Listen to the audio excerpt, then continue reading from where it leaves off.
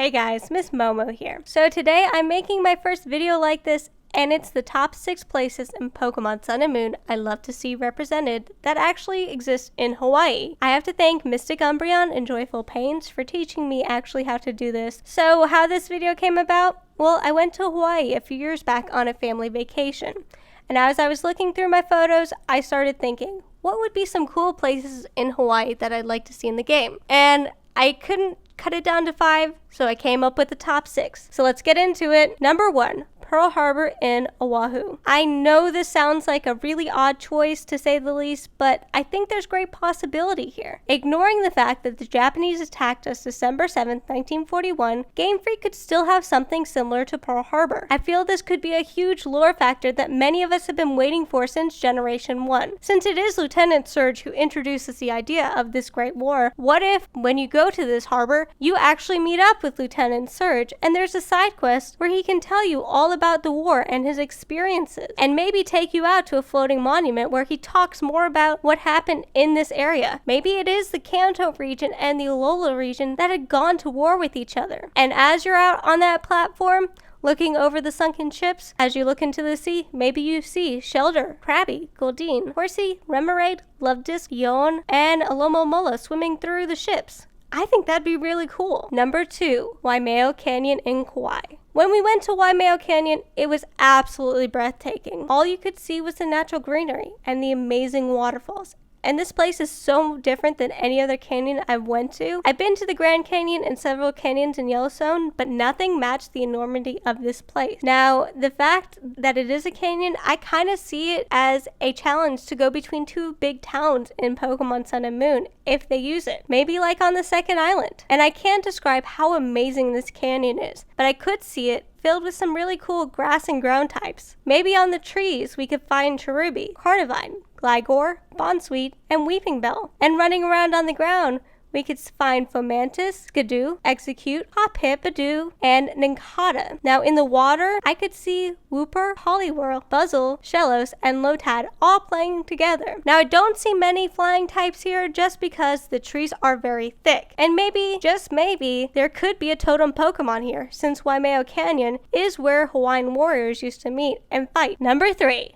the Dole Pineapple Factory in Oahu. Okay, so this one's on here for really selfish reasons, but I just couldn't not include it. I love pineapple. I mean, I really do. I eat pineapple on almost anything. And when I went to Hawaii, I was so excited to see the Dole Pineapple Factory. My mother was excited too because she'd been there over 20 years ago and she kept talking about the pineapple ice cream. And trust me, it was worth the extra hour drive just to get there because the main road was under construction and we had to take the back roads. The pineapple ice cream I still dream about. That's how good it was.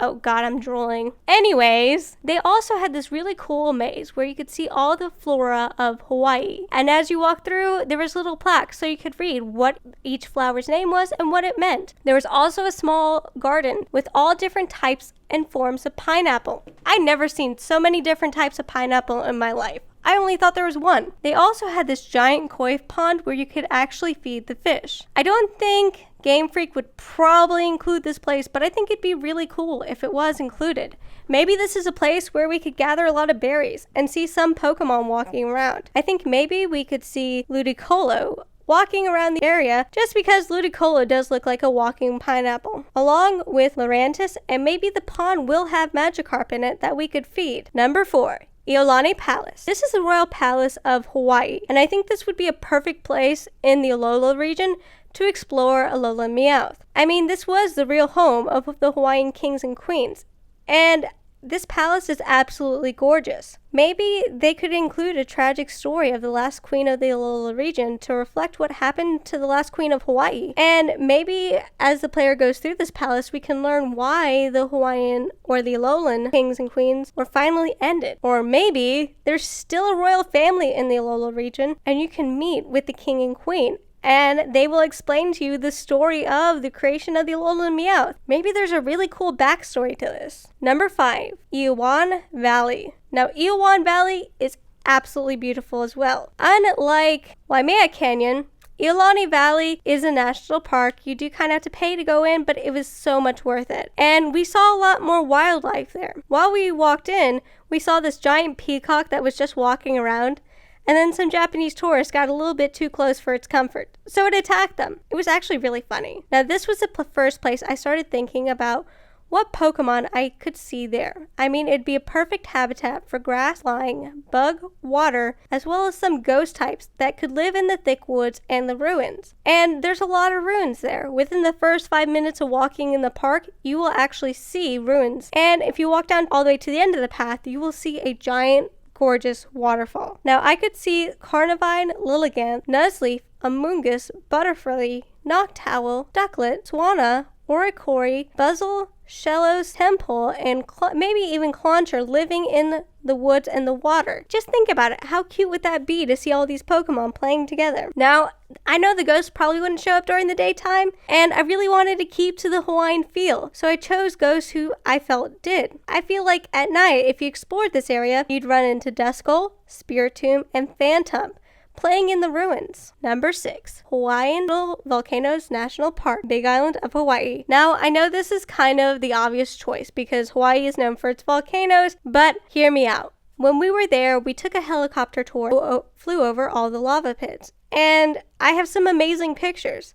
And as I was looking through them, I thought, how cool would it be if you as a player could fly over these lava pits and just look down? Since we do have that Pokemon Snap type feature, that'd be so cool to get pictures from the sky. Think about it. In the lava pits, you could probably see Magcargo, Slugma, Magby, Magmar, and Heatmor all playing around. And think how cool those pictures would be, especially with the lava bubbling up. And maybe around the lava pits, you could find Growlithe, Arcanine, Numel, and Camerupt. And since there is some green area around it, I think this may be where we find Cubone and Alolan Marowak. And maybe if Coughing and Wheezing get an Alolan form that's half fire type. I also think this would be a really cool place for the third legendary. Maybe it's like the deity Pele and it's worshipped. And if you take Rock from the volcano area, this legendary will come after you. Maybe we're gonna have to face a legendary that way. That'd be really cool and unique. Well, guys, that's all I have for today. Leave a comment down below. If you're new, please subscribe and have a wonderful day. Bye, guys.